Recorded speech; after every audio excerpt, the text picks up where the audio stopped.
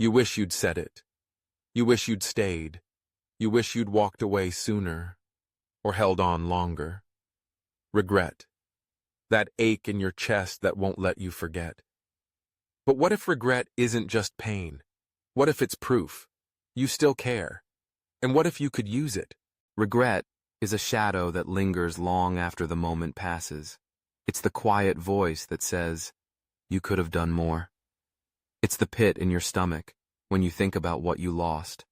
And most of all, it's the weight you carry into every new chapter, wondering if you're still being punished for the last one. Maybe you regret not saying goodbye when you had the chance. Maybe you regret the silence, the anger, the pride that kept you from reaching out.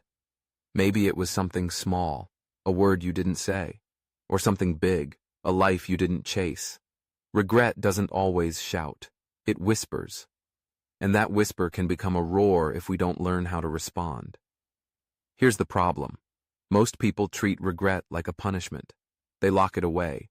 They try to forget. They push it down. But when you bury regret, it doesn't disappear. It festers. And you start to believe things like, I always mess things up. I'm too late.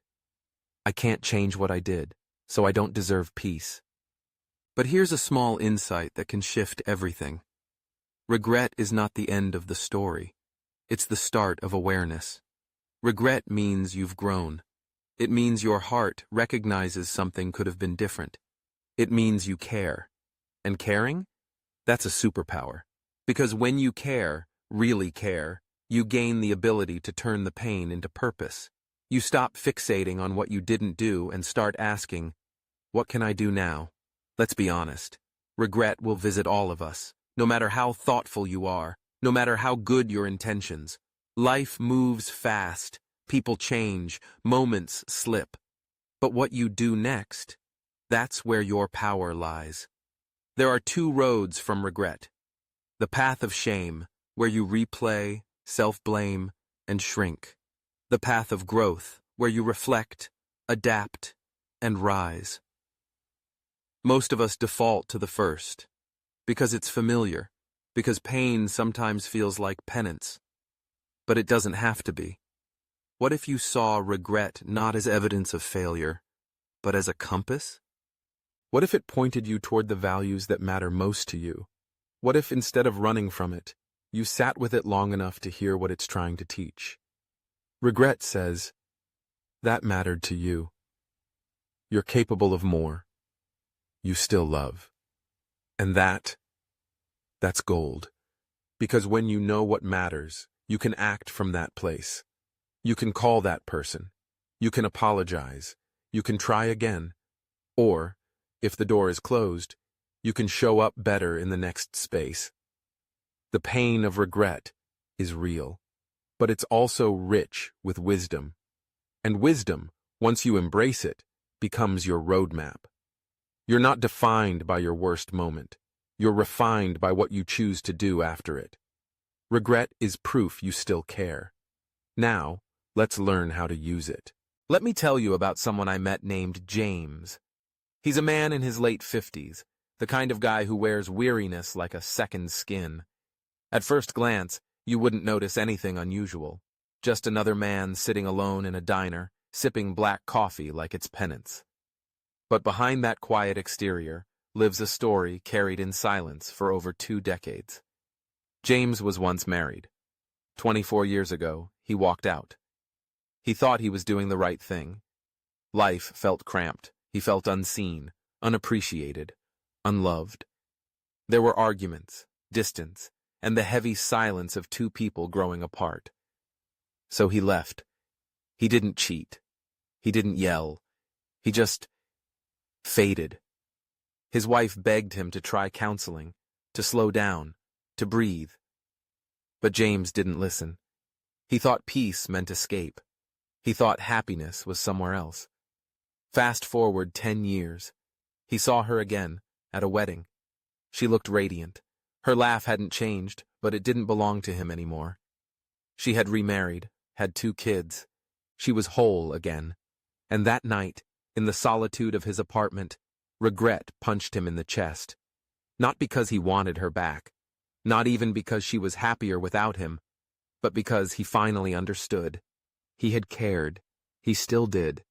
And he didn't fight for her, not because she wasn't worth it, but because he didn't believe he was. James told me this with mist in his eyes. He said, "I thought regret was punishment. I lived in it for years, but then I realized it was telling me something. I loved her. I never stopped. And maybe I couldn't go back.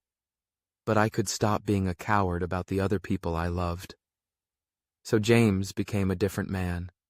He started calling his sister again. He showed up for his aging mother. He mentored a teenager from his church who had no father.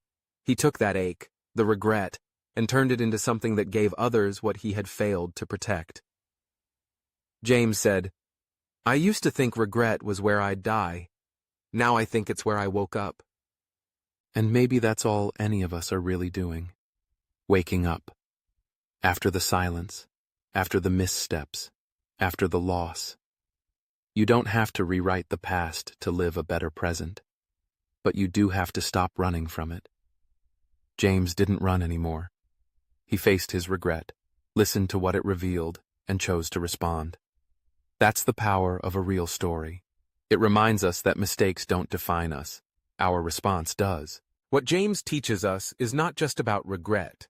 It's about how we respond to the echoes of our past. Too often, we think of regret as evidence of failure. A final verdict. Proof that we messed up so badly, we're no longer worthy of a second chance. But that's a misunderstanding of what regret really is. Regret, at its core, is a signal that something mattered deeply, that there's still life in your conscience, still warmth in your heart, still hope, even if bruised. If James had stayed buried in shame, he would have remained in that emotional apartment forever, sitting beside a memory that no longer lived. But he didn't. He allowed regret to be a mirror, not a prison. And here's the truth. Every single one of us has something we wish we did differently.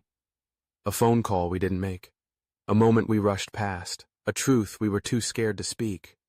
But those regrets can become teachers, if we're brave enough to face them. James didn't get the woman back. He didn't get a rewrite. But he got something even more valuable. He got awareness. And from that awareness, he rebuilt a new version of himself.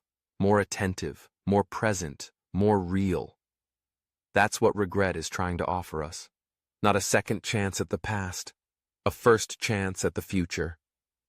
If you carry regret right now, pause and listen.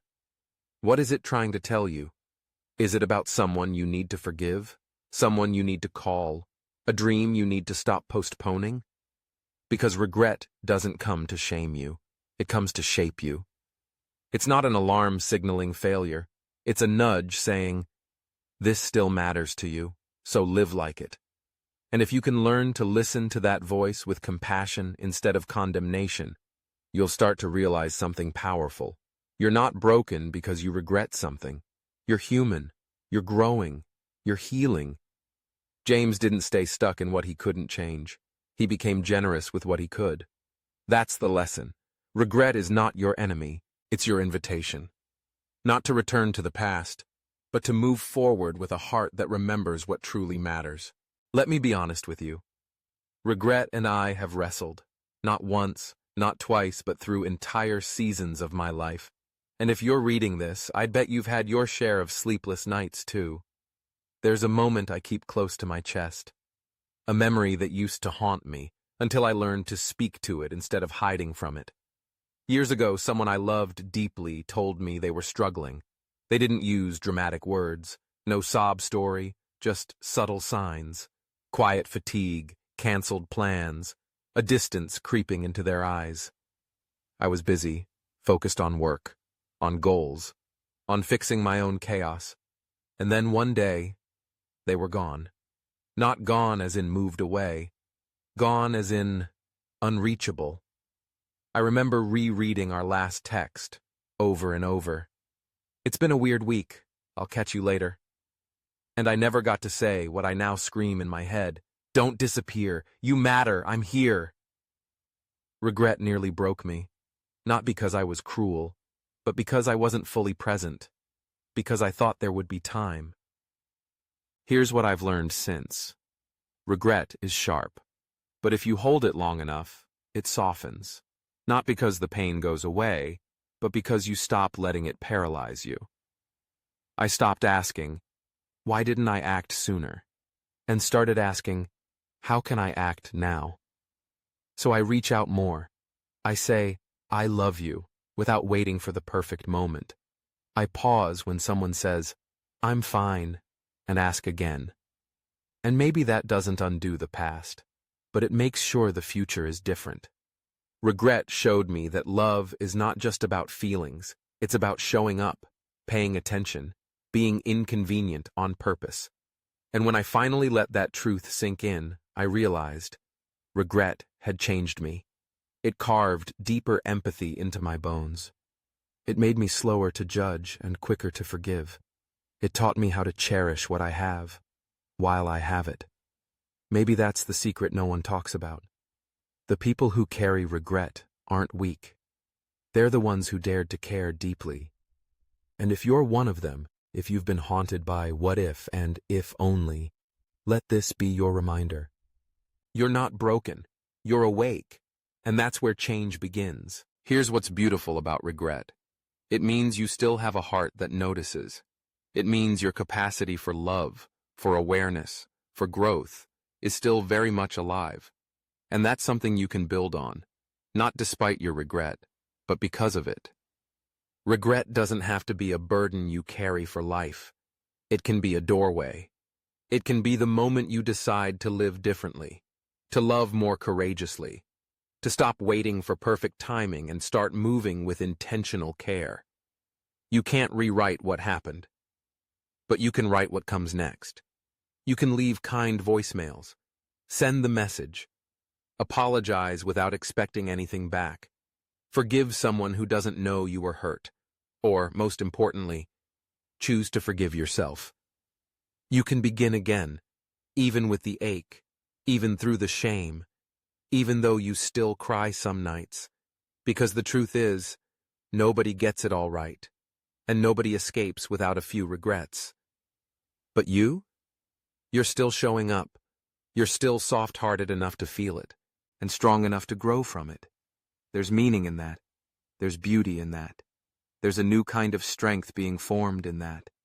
So if today your chest feels heavy from all the things you wish you'd done differently, pause and remind yourself, regret is proof you care, and caring is your superpower. Use it. Use it to be more present. Use it to love without holding back. Use it to slow down and notice the people around you. Use it to make today better than yesterday. This is not the end. This is you, becoming. What's one regret you've been carrying, and what small action could turn it into healing? If this resonated with you, I invite you to subscribe, not for the numbers, but for the connection. This is a space for people like us, people who feel deeply, who've stumbled, who are still learning how to turn pain into purpose. Join the Wisdom series, and let's grow through what we've been through, together.